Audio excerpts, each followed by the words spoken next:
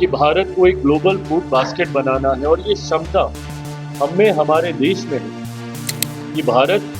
न सिर्फ अपनी डोमेस्टिक नीड्स को पूरा कर सकता है बल्कि दुनिया की बड़ी आबादी की ज़रूरतों को भी पूरा कर। बिहार और बिहारी कैसे राष्ट्रीय अंतर्राष्ट्रीय बाजार के साथ अपने आप को जोड़कर अपना विकास तो करें ही करें बल्कि अपने साथ साथ अपने साथियों को भी आगे लेकर बढ़ें। सबसे पहले आप सबका स्वागत है इस प्रेस वार्ता में। ये प्रेस वार्ता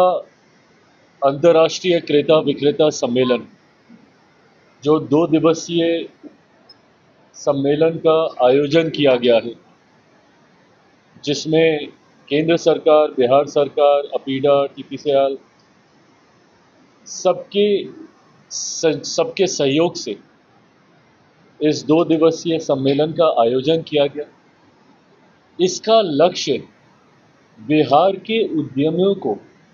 राष्ट्रीय अंतर्राष्ट्रीय बाजार के साथ जोड़ने की दिशा से है। आज की तारीख में बिहार के उत्पादनों की मांग देश में ही नहीं दुनिया में बढ़ती जा रही। जिस तरीके से, और इसका श्रेय मैं मेरे प्रधानमंत्री आदरणीय नरेंद्र मोदी जी को भी दूंगा, जिस तरीके से मखाना आज की तारीख में सिर्फ राष्ट्रीय ही नहीं अंतर्राष्ट्रीय स्तर पर एक सुपर फूड के तौर पर देखा जाए, उसकी मांग बढ़ी है। बिहार के कई ऐसे उत्पादन हैं जिसको राष्ट्रीय अंतर्राष्ट्रीय स्तर पर पसंद किया जाता है।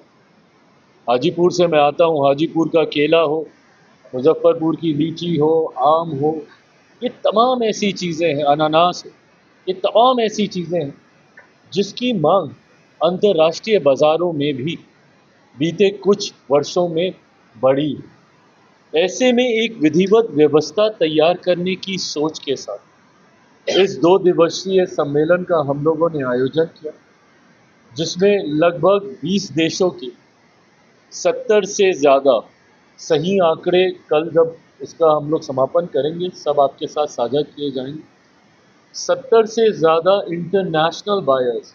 ने इसमें पार्टिसिपेट करने का काम किया। लगभग 50 से ज़्यादा डोमेस्टिक बायर्स, रिटेल चेन बड़ी बड़ी,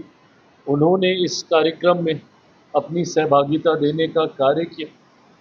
और जो उत्साह देखने को मिल रहा है इन बायर्स के द्वारा,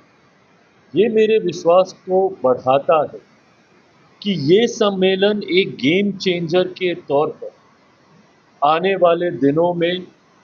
अपने आप को साबित करेगा। अभी से ही, अभी तो ये सिर्फ शुरुआत है, बट जो एक्साइटमेंट मैं देख रहा हूँ, उदाहरण के तौर पर लीची को लेकर मैं इंटरनेशनल बायर्स में देख रहा हूँ काफ़ी उत्साह के साथ। और इसकी खूबसूरती ये है कि कई ऐसी टेक्नोलॉजीज़ हैं जो संभवतः जिससे अभी तक हम लोग या हमारे माइक्रो स्मॉल एंटरप्राइजेस से जुड़े हुए साथी शायद उससे नहीं जानकारी उनको होगी उसके बारे में। उन टेक्नोलॉजीज़ का आदान प्रदान, उन नए इनोवेशंस का, उन नए स्टार्टअप आइडियाज़ का आदान प्रदान भी होंगे। लीची का मैंने उदाहरण दिया, सामान्य परिस्थिति में 3 से 4 दिन तक लीची रहती है। टेक्नोलॉजी के माध्यम से आप उसकी पैकेजिंग थोड़ी बेहतर करते हैं, 9-10 दिन तक आप इसको रख लें। पर अभी एक ऐसी भी टेक्नोलॉजी है जिसके माध्यम से एक लंबे समय,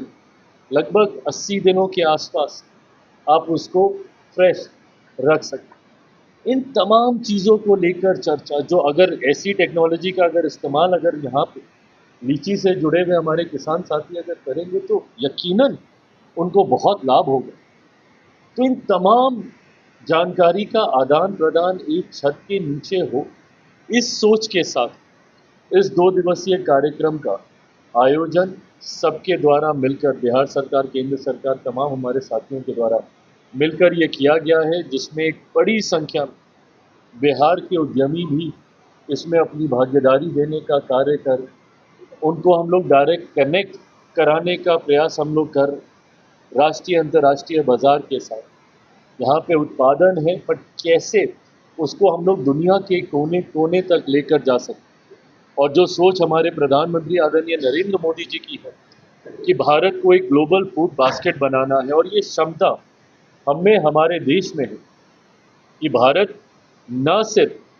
अपनी डोमेस्टिक नीड्स को पूरा कर सकता है बल्कि दुनिया की बड़ी आबादी की ज़रूरतों को भी पूरा कर सकता है। और कैसे हम लोग अपने आप को एक ग्लोबल फूड बास्केट के तौर पर दुनिया के सामने प्रस्तुत करें, उस दिशा में ऐसे कार्यक्रमों की एक अहम भूमिका हो जाती है। मुझे खुशी है कि जिस तरीके से बिहार में आज की तारीख में मुख्यमंत्री नीतीश कुमार जी के नेतृत्व में एक ऐसी व्यवस्था तैयार हुई। माननीय उप मुख्यमंत्री जी यहाँ पर हैं, माननीय मंत्री जी यहाँ पर हैं, उद्योग सबने मिलकर जो व्यवस्था यहाँ पर तैयार की और जिस तरीके से हमारा राज्य विकास के अलग अलग मापदंड पर तीव्र गति से आगे बढ़ने का कार्य करे, जिसमें कनेक्टिविटी भी एक अहम भूमिका निभाती है। लंबे समय से हम लोग चाहते थे कि बिहार पटना का एयरपोर्ट बेहतर है। आज आप देखिएगा जल्दी उसका उद्घाटन हो रहा है। वर्ल्ड क्लास स्टैंडर्ड का हमारा पटना का एयरपोर्ट, बीटा का हमारा एयरपोर्ट आने वाले दिनों, अलग अलग एयरपोर्ट को उसी तरीके से विकसित करने की सोच, ये राष्ट्रीय अंतर्राष्ट्रीय स्तर पर हमारी कनेक्टिविटी को बढ़ा। ड्राई पोर्ट का जिक्र अपने संबोधन में उद्योग मंत्री जी ने किया,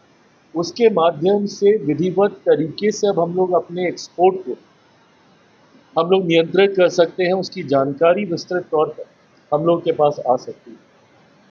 ताकि लॉजिस्टिक पे हम लोग अच्छे से काम कर सकें। किसान भले किसी भी दूर दराज के कोने में अपने उत्पादन को, अपने प्रोड्यूस को करे, बट उसको पटना तक लाने में या अलग अलग राज्यों में भेजने में किसी तरीके की दिक्कत ना, ये तमाम तरीके की ये व्यवस्था इस डबल इंजन की सरकार के द्वारा तैयार की गई है। और मुझे लगता है यही खूबसूरती है डबल इंजन सरकार की कि किस तरीके से केंद्र सरकार, राज्य सरकार एक साथ में बैठ हैंड एंड ग्लव्स की तरह मिलकर हम लोग कार्य करने का हम लोग काम करते हैं। और इसी का ही परिणाम है कि एक निफ्टम जो फूड टेक्नोलॉजी से जुड़ा हुआ एक ऐसी संस्थान जिसकी लंबे समय से मांग मेरे मंत्रालय के द्वारा की जा रही थी कि एक और निफ्टम,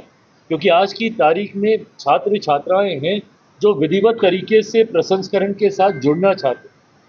पर वो व्यवस्था उनको नहीं समझ में आती। इसी सोच के साथ निफ्टम को हम लोगों ने शुरू किया था, पर देश भर में अभी तक मात्र 2 ही निफ्टम, एक तांजावुर में तमिलनाडु में, दूसरा कुंडली। लंबे समय से मेरा मंत्रालय मांग करता था। मैं धन्यवाद दूंगा प्रधानमंत्री जी का, आदरणीय वित्त मंत्री जी कि उन्होंने इस बार के बजट में इस बात की घोषणा की कि जो अगला निफ्टम खुलेगा वो हमारे ही राज्य में, बिहार में खुलने जा रहा है। ये भी अपने तरीके से एक बहुत बड़ी उपलब्धि प्रसंस्करण के क्षेत्र में। आज की तारीख में बच्चे विधिवत तरीके से जानकारी, प्रसंस्करण से जुड़ी हुई तमाम विषयों की जानकारी उसके माध्यम से, निफ्टम के माध्यम से हासिल कर सकते हैं। मखाना बोर्ड का जिक्र इस बार के बजट में किया गया। ये तमाम बातें दर्शाती हैं कि किस तरीके से आने वाले दिनों में बिहार और बिहारी कैसे राष्ट्रीय अंतर्राष्ट्रीय बाजार के साथ अपने आप को जोड़कर अपना विकास तो करें ही करें, बल्कि अपने साथ साथ अपने साथियों को भी आगे लेकर बढ़ें। सिर्फ जॉब सीकर्स की भूमिका में ही हमारे बिहारी ना रहे, जॉब गिवर्स की भूमिका में आए, ये सोच हमारे प्रधानमंत्री जी की रही। और इसी का ही परिणाम है कि पीएमएफएमई जैसी स्कीम जो हमारे मंत्रालय की महत्वपूर्ण योजनाओं में से एक है, इस बार नंबर 1 पे उस स्कीम पे अगर कोई रहा है तो हमारा बिहार राज्य है। 24-25 के अगर आप आंकड़े देखें तो सबसे ज़्यादा उस योजना का लाभ, और ये माइक्रो एंटरप्राइजेस से जुड़ी स्कीम, जिसमें छोटे छोटे गांव में रहने वाले लड़का लड़की वहीं पे कैसे अपने उस उत्पादन का प्रसंस्करण करके, उसकी पैकेजिंग, मार्केटिंग करके कैसे उसको बाज़ारों में लेकर जा सके, डिजिटल मार्केटिंग के माध्यम से हो, डायरेक्ट सेलिंग के माध्यम से हो या फिर रिटेल के माध्यम से हो, ये तमाम हैंड होल्डिंग उसमें हम लोग प्रोवाइड करने का हम लोग काम करते हैं। मैं बस इतना विश्वास दिलाना चाहता हूँ कि खाद्य प्रसंस्करण उद्योग का मंत्री होने के नाते मेरी जिम्मेदारी देश भर के लिए, पर मेरी प्राथमिकता में हमेशा बिहार रहा। ऐसे में मैं चाहता हूँ कि बिहार में हम लोग, क्योंकि एक कृषि प्रधान प्रदेश है, एक ऐसी व्यवस्था हम लोग तैयार करें ताकि एक बड़ी आबादी जो कृषि से जुड़ी हुई है, कैसे विधिवत तरीके से उनको वो पूरी व्यवस्था, इकोसिस्टम तैयार मिले, जिसके माध्यम से वो राष्ट्रीय अंतर्राष्ट्रीय स्तर पर अपनी पहचान बना सकें। और उसके लिए मैं विशेष तौर पर मुख्यमंत्री जी का धन्यवाद करूंगा, हमारे उप मुख्यमंत्री जी का मैं धन्यवाद करूंगा, जिनके पास कृषि विभाग की भी एक बड़ी जिम्मेदारी है, जो हम लोग के मंत्रालय का एक अहम, जिसमें उस कृषि विभाग की एक अहम भूमिका है, जिनका निरंतरता में इनका साथ और वो तत्परता कि कैसे हम दोनों मिलकर इसको आगे लेकर जा सकते। उप मुख्यमंत्री जी का मैं धन्यवाद करूंगा, यहाँ पे उद्योग मंत्री जी का, नीतीश भाई का भी यहाँ पे धन्यवाद करूंगा। जिस तरीके से लगातार आउट ऑफ बॉक्स आइडिया सोचना, नई नई नीतियाँ बनाना, जो यहाँ पे हमारे युवा साथियों को जो इस क्षेत्र में अब जुड़ना चाहते हैं, उनको वो ईज़ दे,